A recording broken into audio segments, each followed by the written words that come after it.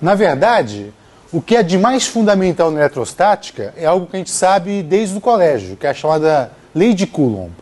Não há nada mais fundamental, talvez eu diria, em toda a teoria eletromagnética, do que a lei de Coulomb. O que é a lei de Coulomb? É a lei de interação entre duas cargas, né? Se eu tenho duas cargas, por exemplo, digamos que Q pequeno e Q grande.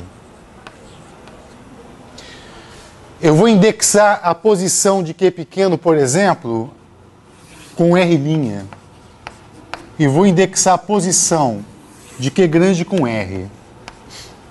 A distância de R' até R, que eu represento como R menos R', eu vou chamar, por exemplo, de um R diferente assim, ó. Tá? Então, o raio vetor que une as cargas Qzinho e Qzão é esse R aqui. Ok? Então, o que diz a lei de Coulomb? A lei de Coulomb diz o seguinte: a força de interação entre, por exemplo, a força que Qzinho faz em Qzão, ela é dada por uma constante que depende do meio. No vácuo, a gente costuma representar essa constante como 1 sobre 4πε0. Produto das cargas, Q sobre a distância ao quadrado, vezes um versor que aponta na direção do raio vetor R. Eu posso escrever assim.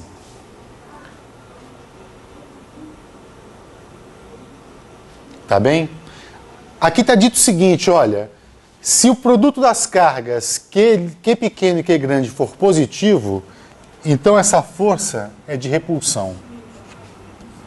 É o que eu chamo de F QQ, e aqui eu chamo de F, por exemplo, Qzão, Qzinho.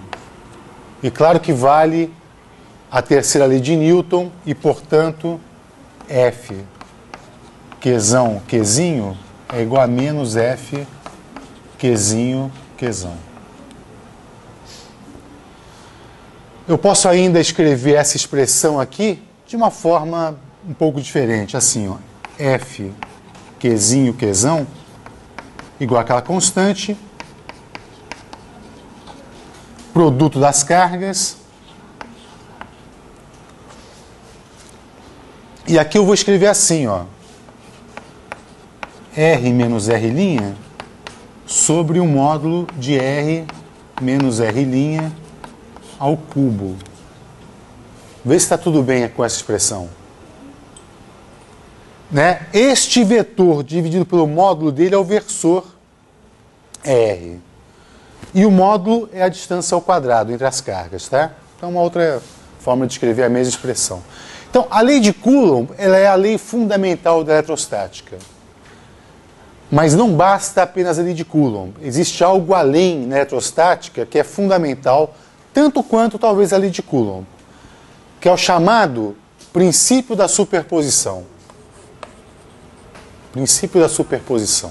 O que significa esse princípio? Por exemplo, imagina que eu tenho aqui uma coleção de cargas. Que eu tenho uma carga que eu vou chamar de Q1, uma carga Q2, Q3, Qn. E eu tenho uma carga aqui que eu quero descobrir qual a força que atua nessa carga Q grande devido a todas as outras cargas, as N cargas que tem ali. Né? A gente sabe que individualmente a interação entre elas é dada pela lei de Coulomb. Então, por exemplo, nesta carga age com uma força, por exemplo, F2. Esta sobre esta, digamos que F1. Esta, digamos que tem um sinal contrário àquela. Então vai ter um F3 para cá. Qn, por exemplo,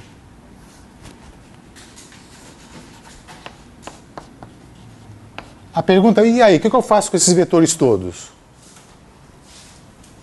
Resposta, soma isso aí, né? Mas por que soma? Né? Por que vale esse princípio da superposição? Significa que a força total que atua nessa carga é a soma das forças que cada carga dessa atua na carga que é grande. Né? Isso é uma simplicidade da natureza, surpreendente, mas é assim que ela funciona. Né?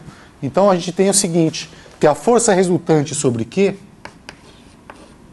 é igual à soma que cada força individualmente, cada carga I atua na carga Qzão. Então isso aqui é F1 Qzão mais F2 sobre Qzão mais Fn sobre Qzão. Tá? Isso é fundamental, o princípio da superposição. Então, a lei de Coulomb mais o princípio da superposição é a base de toda a eletrostática, na verdade. O surpreendente é que seja assim, né? É que a natureza escolha um caminho bastante simples de atuar.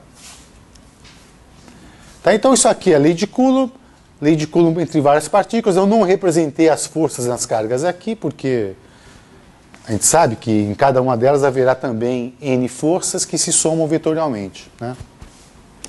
Então, aí.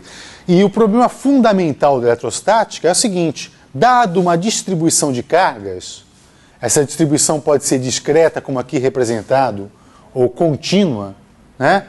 Quanto vale a força sobre uma carga de prova, por exemplo, Qzão? Esse é o problema fundamental. Inclusive, essas cargas poderiam estar em movimento. Mas na eletrostática a gente não vai fazer isso. Isso é um problema da eletrodinâmica. Né? Quando eu tenho cargas em movimento, então aí eu tenho dinâmica, aí eu vou ter tempo nas equações e, portanto, não é o nosso enfoque aqui. Tá?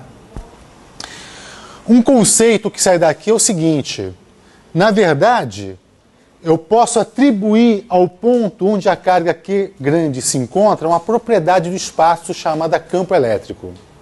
Não é? De tal maneira que eu posso escrever o seguinte: as outras cargas, então eram Q1, Q2, Q3, Qn, elas geram nesse espaço aqui, nesse ponto do espaço, uma propriedade chamada campo, né? Que é o campo elétrico E.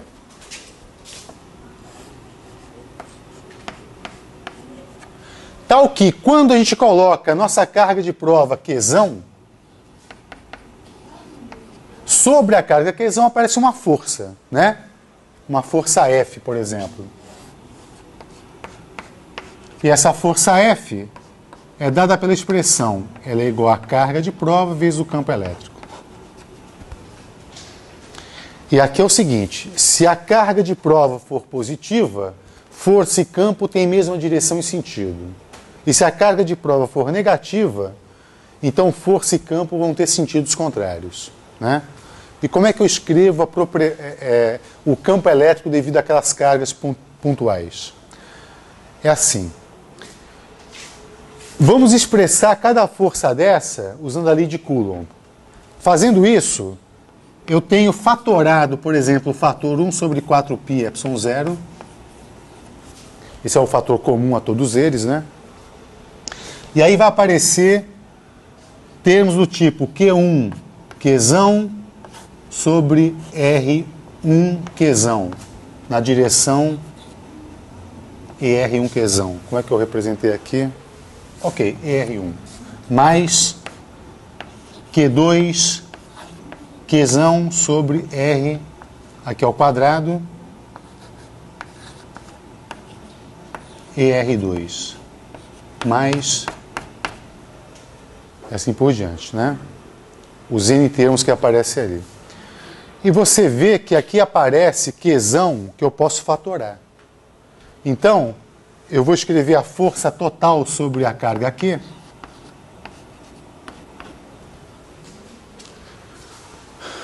Escrevendo assim, né? 1 sobre 4π epsilon 0.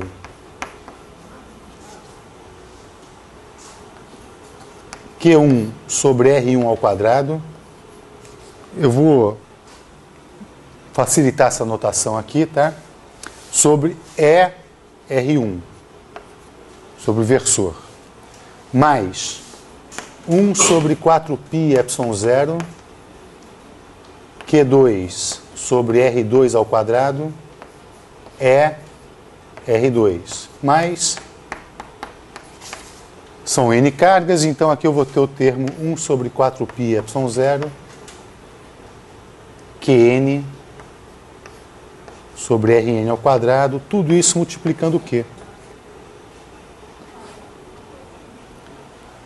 Então essa quantidade entre parênteses a gente chama o campo elétrico gerado por N cargas pontuais, né? Isso aqui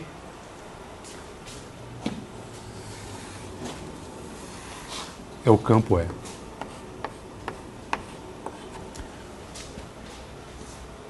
E, portanto, você gera essa expressão aqui, tá? Então isso aqui é a coisa mais fundamental que existe na eletrostática. Então, campo gerado por cargas pontuais, você soma vetorialmente o campo gerado por cada carga.